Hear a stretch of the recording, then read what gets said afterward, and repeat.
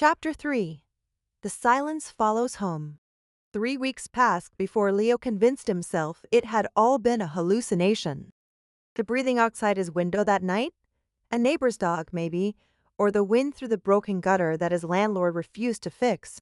The creature at the bridge? Stress-induced psychosis brought on by unemployment and the crushing weight of his failures.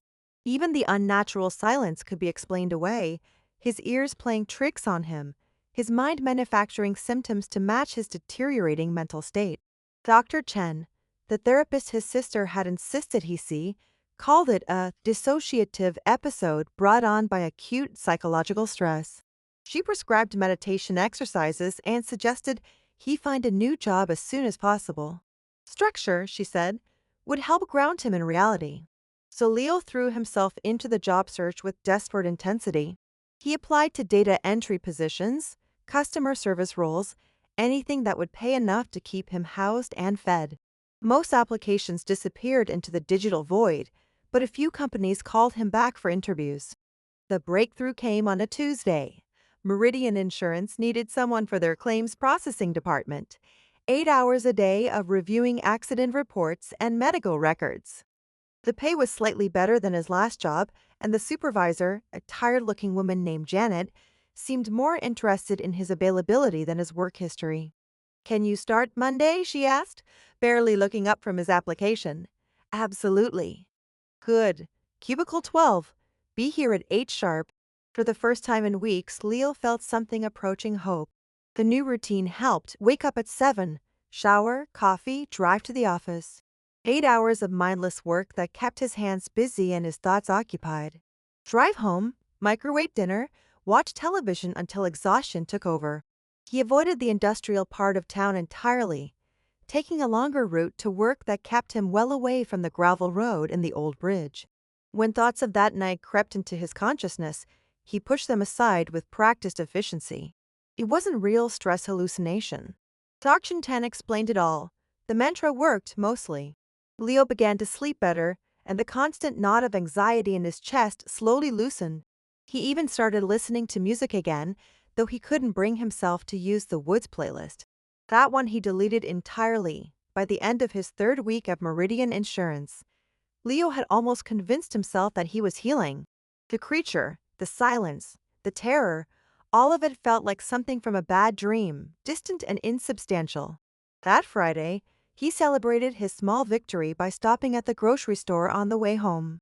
Real food for once, not just frozen dinners and canned soup. He bought ingredients for spaghetti and meat sauce, a bag of salad, even a bottle of cheap wine. A proper meal felt like progress. The apartment seemed brighter when he got home, though nothing had actually changed. Leo unpacked the groceries, put on some ambient jazz, and began cooking. The familiar rhythms of chopping vegetables and browning meat were meditative, grounding him in the simple pleasure of creating something with his own hands. As the sauce simmered, Leo opened the wine and poured himself a glass. The evening was warm, and he decided to step out onto his small back porch to enjoy the sunset. The porch was barely big enough for a folding chair and a small table, but it offered a view of the overgrown lot behind his building and a slice of sky between the neighboring houses. He settled into the chair with his wine and pulled out his phone, scrolling through a postcast app. Something light and funny, maybe a comedy show or one of those conversational programs where people discuss movies. Anything to keep his mind occupied with harmless noise. Leo selected a podcast called Midnight Movie Madness and hit play. The hosts were discussing obscure horror films from the 1970s, their banter easy and familiar.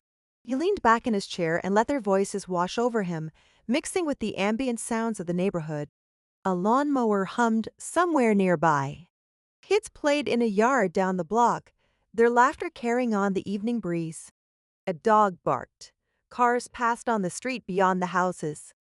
The normal soundtrack of suburban life, comforting in its predictability. The podcast hosts were debating the merits of practical effects versus CGI when Leo noticed the first change. The lawnmower had stopped. No big deal. People finished mowing their grass all the time. But then the children's laughter faded away. The dog fell silent. The cars stopped passing. Leo's hand tightened around his wine glass as a familiar cold dread began to spread through his chest. The podcast continued playing through his phone speaker, but the sounds of the world around him were dying, one by one, like someone was systematically turning down individual volume controls. No, not again. This isn't happening. But it was happening. The unnatural silence descended like a heavy blanket, muffling everything except the voices from his phone. Even the whisper of wind through the trees went quiet, leaving the evening air unnaturally still. Leo forced himself to remain seated, though every instinct screamed at him to run. This was just anxiety, he told himself. A panic attack triggered by the memory of that night at the bridge. Dr. Chen had warned him about this, how trauma could create false symptoms, phantom sensations that felt absolutely real. The protest hosts launched into a discussion of a film called The Changeling, their voices now the only sound in a world gone mute. Then, from somewhere behind him in the overgrown lot, came the breathing. Leo's wineglass slipped from his fingers and shattered on the porch floor, dark liquid spreading across the wooden boards. But he barely noticed. All of his attention was focused on that sound, heavy, labored, panting, that he recognized with sickening certainty. It's not real.